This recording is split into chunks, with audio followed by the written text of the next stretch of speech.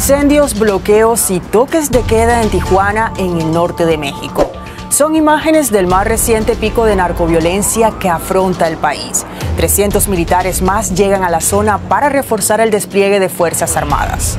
En medio de esta escalada de violencia, el presidente López Obrador anuncia un decreto para que la Guardia Nacional dependa ahora de la Secretaría de Defensa, con lo cual las operaciones policiales quedarían también en manos del Ejército.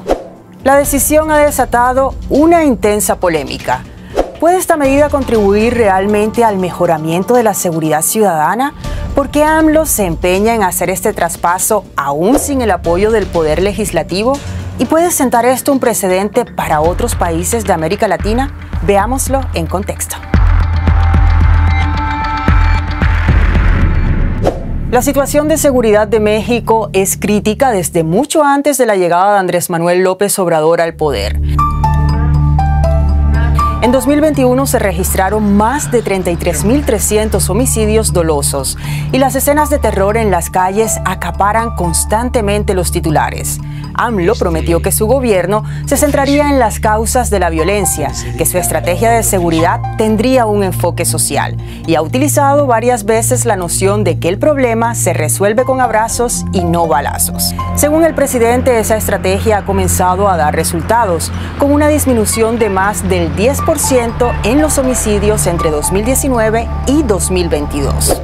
La Guardia Nacional es una institución de seguridad que fue creada por AMLO por decreto en 2019. La idea era que este nuevo cuerpo policial reemplazara a la difunta Policía Federal, debido a los escándalos de corrupción en los gobiernos anteriores con dicha institución. Inicialmente, López Obrador la planteó como un cuerpo militar, pero tras la polémica que desató esa propuesta, finalmente quedó definida en la Constitución como una institución de carácter civil. En realidad, desde un inicio se buscó que fuera una fuerza civil y había, digamos, muchas voces desde sociedad civil que buscaban precisamente eso, que tuviera controles civiles, que no fueran fuerzas armadas que estuvieran en las calles. Sin embargo, desde su creación, la Guardia Nacional se caracterizó por una enorme dependencia de la Secretaría de la Defensa Nacional, o SEDENA, la entidad que regula las fuerzas militares.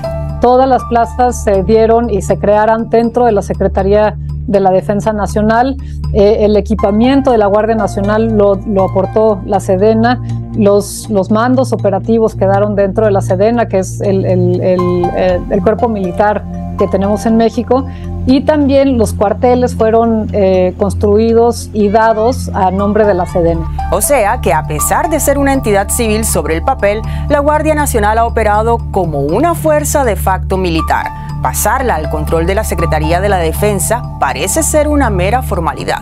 Con el anuncio reciente de la administración de López Obrador de integrarla a la Secretaría de la Defensa Nacional, queda claro que, digamos, la intención nunca fue realmente que fuera una fuerza civil, sino que va a ser parte del ejército.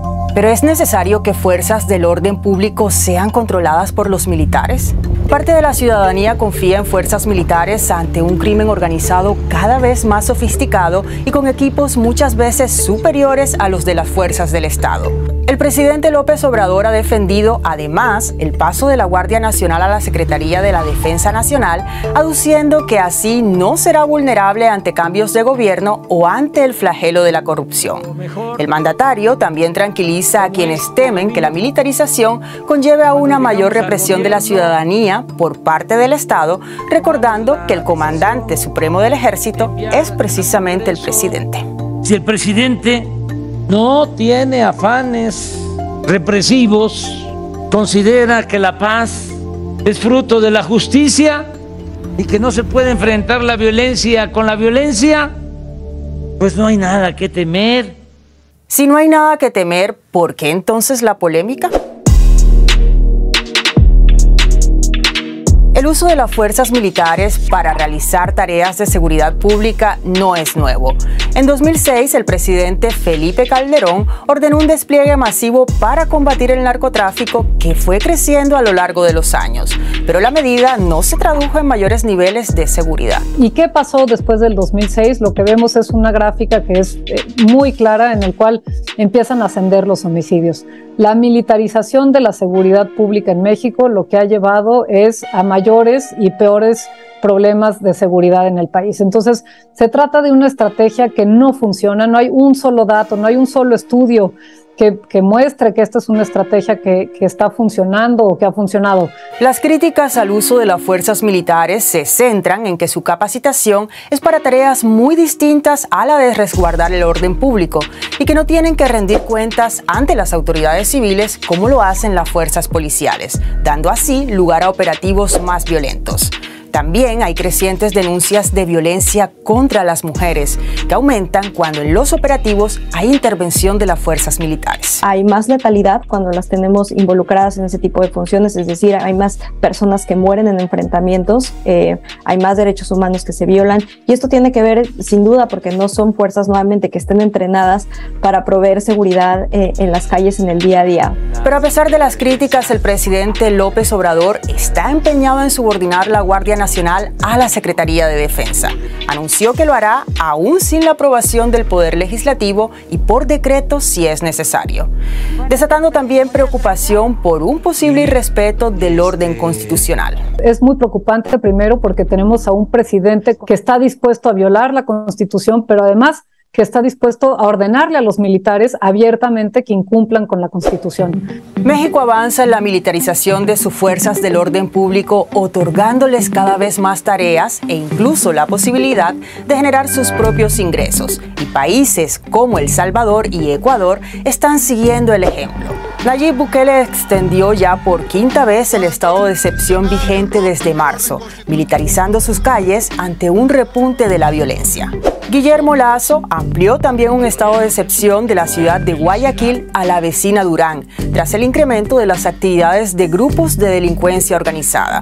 La medida permite la conformación de una fuerza especial integrada por policías y militares. Pero al mismo tiempo, otros países están abogando más bien por la desmilitarización de las fuerzas policiales, precisamente tras fuertes denuncias de escaladas de violencia y abusos. En Colombia, Gustavo Petro acaba de nombrar a un civil ajeno al ejército como ministro de Defensa, y no es el único. En Chile tenemos otro ejemplo, con la llegada de Boric. También lo que estamos viendo son esfuerzos por desmilitarizar a las fuerzas de seguridad pública. ¿Por qué? Pues por la enorme violencia que ha generado, por la confrontación que termina generando entre la población y el Estado, y también pues porque al final no ha llevado a tener estas condiciones de paz que supuestamente estamos buscando en México.